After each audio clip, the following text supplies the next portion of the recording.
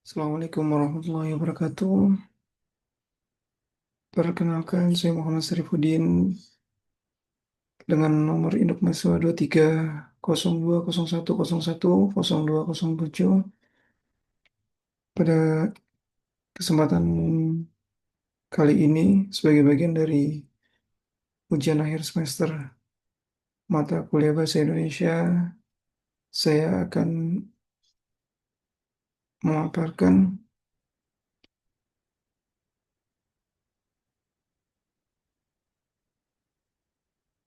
makalah atau artikel ilmiah dengan judul Strategi Manajemen Pemasaran dalam meningkatkan daya saing UMKM di era digital. Baik, eh, abstrak dari makalah ini itu UMKM merupakan tulang punggung perekonomian Indonesia. Namun di era digital yang semakin kompetitif, banyak UMKM menghadapi tantangan dalam mempertahankan dan meningkatkan daya saingnya. Artikel ini bertujuan untuk menganalisis strategi manajemen pemasaran yang efektif dalam meningkatkan daya saing UMKM dengan memanfaatkan teknologi digital. Metode yang digunakan adalah studi literatur dari jurnal dan publikasi relevan, serta analisis data sekunder dari laporan Kementerian Koperasi dan UKM.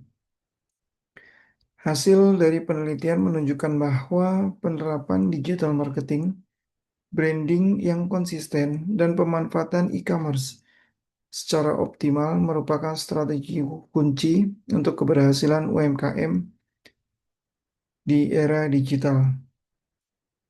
Kesimpulannya, adaptasi terhadap perubahan teknologi dan perilaku konsumen sangat penting bagi keberlangsungan dan pertumbuhan UMKM. Baik, selanjutnya dari pendahuluan, usaha mikro, kecil, dan menengah atau UMKM memainkan peran penting dalam perekonomian nasional. Berdasarkan data dari Kementerian Koperasi dan UKM tahun 2023, UMKM menyumbang lebih dari 60% terhadap produk domestik bruto atau PDB dan menyerap sekitar 97% tenaga kerja.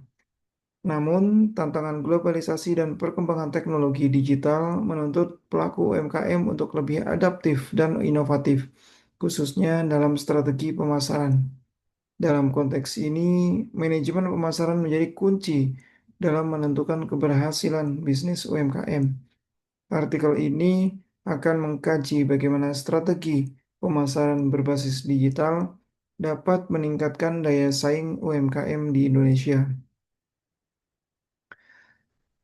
Tinjauan pustaka Kotler dan Keller tahun 2016 mendefinisikan manajemen pemasaran sebagai seni dan ilmu memilih sasaran pasar dan mendapatkan, mempertahankan, serta menumbuhkan pelanggan melalui penciptaan, penyampaian, dan komunikasi nilai pelanggan. Menurut Alma tahun 2018, UMKM memerlukan strategi pemasaran yang terintegrasi agar mampu bersaing di pasar lokal maupun global. Di era digital, strategi pemasaran tidak hanya terbatas pada promosi konvensional, tetapi juga mencakup pemanfaatan media sosial, e-commerce, dan digital branding. Menurut Hidayat di tahun 2021. Metode penelitian yang diambil yaitu menggunakan pendekatan kualitatif dengan metode studi pustaka. Sumber data yang diperoleh dari jurnal-jurnal ilmiah, laporan kementerian, dan publikasi akademik terkait UMKM dan manajemen pemasaran digital. Analisis dilakukan secara deskriptif kualitatif untuk mengidentifikasi strategi pemasaran yang relevan dan efektif bagi UMKM di era digital. Kemudian kita masuk dalam pembahasan. Pembahasan Yang pertama yaitu digital marketing sebagai alat pemasaran efektif. Digital marketing mencakup berbagai teknik dan platform seperti media sosial, search engine optimization atau SEO, email marketing, dan iklan berbayar atau paid ads. Berdasarkan data dari We Are Social tahun 2024, ada sekitar 185,3 juta masyarakat Indonesia aktif menggunakan internet setiap hari.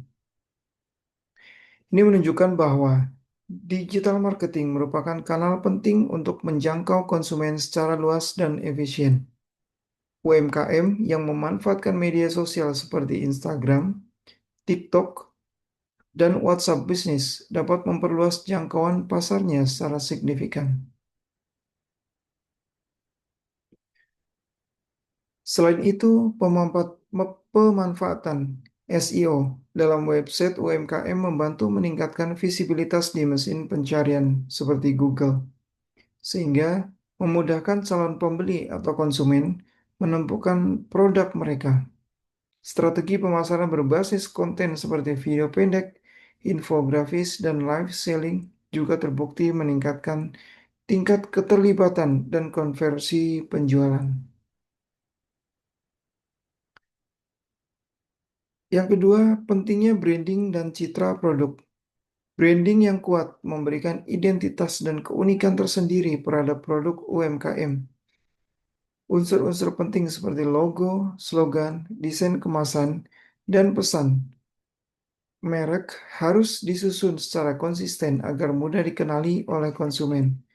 Citra merek yang profesional dan kredibel dapat meningkatkan persepsi positif masyarakat yang berujung pada loyalitas pelanggan. Menurut Pratama tahun 2022 menekankan bahwa storytelling atau narasi autentik dari pendiri UMKM atau kisah di balik produk dapat memperkuat hubungan emosional antara konsumen dan merek. Misalnya, kisah petani lokal atau bahan baku ramah lingkungan bisa menjadi daya tarik tersendiri di mata konsumen modern yang peduli akan produk berkualitas dan berkelanjutan. Kemudian yang ketiga, pemanfaatan platform e-commerce dan market expansion. E-commerce telah menjadi pendorong utama dalam transformasi bisnis UMKM. Marketplace seperti Tokopedia, Shopee, Bukalapak, hingga TikTok Shop menyediakan berbagai fitur yang dapat membantu UMKM bersaing. Fitur seperti flash sale, ulasan konsumen, iklan bersponsor, dan integrasi logistik memungkinkan pelaku UMKM menjangkau konsumen secara nasional bahkan internasional. Namun demikian, agar sukses dalam e-commerce, UMKM harus memiliki sistem manajemen stok dan pengiriman yang baik, serta mampu merespon ulasan dan pertanyaan pelanggan secara cepat dan profesional. Strategi seperti omnichannel marketing atau menggabungkan penjualan online dan offline juga dapat diterapkan untuk memperluas cakupan pasar dan meningkatkan pengalaman pelanggan. Yang keempat, pengembangan konten dan engagement konsumen. Engagement atau keterlibatan konsumen menjadi indikator penting dalam keberhasilan strategi digital marketing.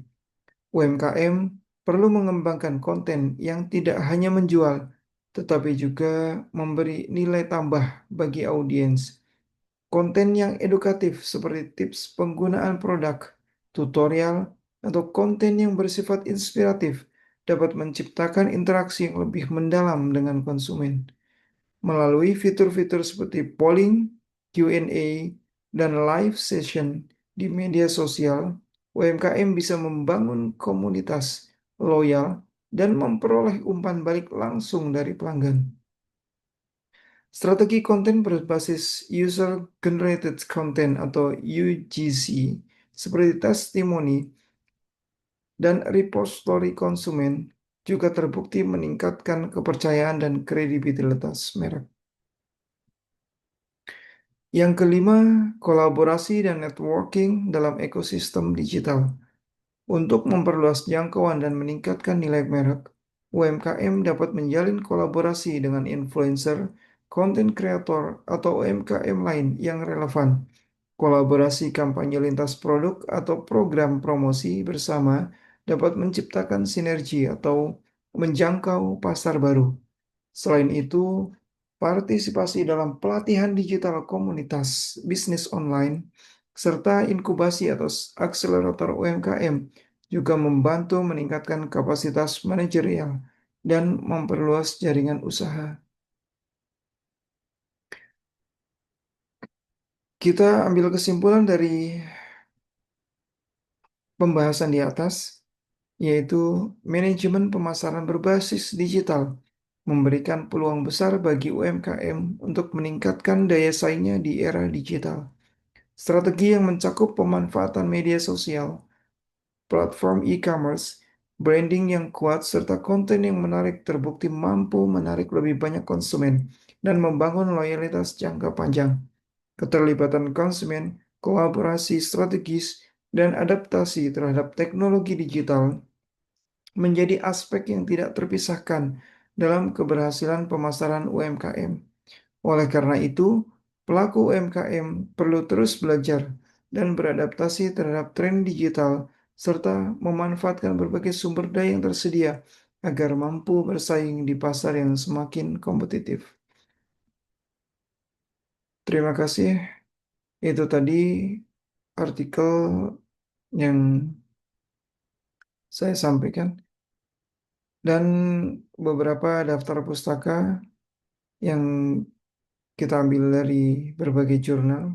Ada Alma B tahun 2018 dengan judul Manajemen Pemasaran dan Pemasaran Jasa Alfa Beta. Ada Hidayat R tahun 2021 Strategi Pemasaran Digital bagi UMKM. Ini Jurnal Manajemen dan Bisnis. Kemudian ada Kementerian Koperasi dan UKM tahun 2023, Laporan Tahunan UMKM Indonesia, Kemenkop UKM. Kemudian ada Kotler P dan Keller GL tahun 2016 tentang marketing management edisi ke-15 dari Pearson Education.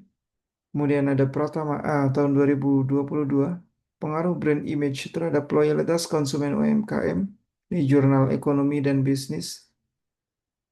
Kemudian ada We Are Social tahun 2024. Ini tentang digital outlook 2024 Indonesia dengan eh, link yang tercantum. Terima kasih. Assalamualaikum warahmatullahi wabarakatuh.